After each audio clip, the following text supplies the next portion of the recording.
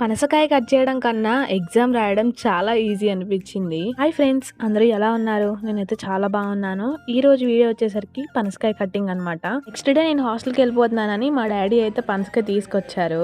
తెచ్చిన 2 days తర్వాత కాయ అనేది ఫుల్ స్మెల్ వచ్చేసింది. ఇల్లంతా అదే స్మెల్. ఇంకా పండింది అనుకొని ఇంకా కట్ చేయడానికి అడిగితే రెడీ అయిపోయాము. పనసకాయని కట్ చేయడం అంటే ఒక చిన్న పని కాదు. ఫస్ట్ అయితే మనం కట్ చేసే నైఫ్ కి అండ్ మన చేతులకి ఖచ్చితంగా ఆయిల్ అనేది అప్లై చేసుకోవాలి. ఎందుకంటే పనసకాయలో ఉండే స్టిక్కీ మిల్క్ ఒకసారి అంటుకుంటే వదిలించుకోవడం చాలా కష్టం. కట్ చేయడం స్టార్ట్ చేశాక ఒకరు పనస్తనలు తీస్తూ ఉంటుంటే ఇంకొకరు దాన్ని కట్ చేయాలి.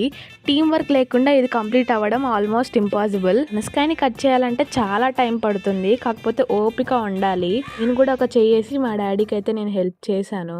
ఫైనల్ గా మా నాన్నే ఓపెన్ చేశారు. మా డాడీ కట్ చేస్తే నేను పనస్తనలు తీసాను. ఈ పని ఒక్కలే చేయాలంటే చాలా టైం పడుతుంది. ఒక పనసకాయ నుండి 2 బేషన్ల నిండా పనస్తనలు అనేవి వచ్చాయి మాకు. ఇప్పుడు అనిపించింది కష్టం ఎంతున్నా రిజల్ట్ మాత్రం సూపర్ అనిపించింది. పనస్తనలు కూడా చాలా స్వీట్ ఉన్నాయి. అసలు కొనాలంటే చాలా కాస్ట్ ఉన్నాయి మార్కెట్ లో అయితే. ఇన్ని పనస్తనలు మేమేం చేసుకుంటాం చెప్పండి. ఇంకా ఇంటి చుట్టుపక్కల వాళ్ళకైతే కొన్ని ఇచ్చేసాము.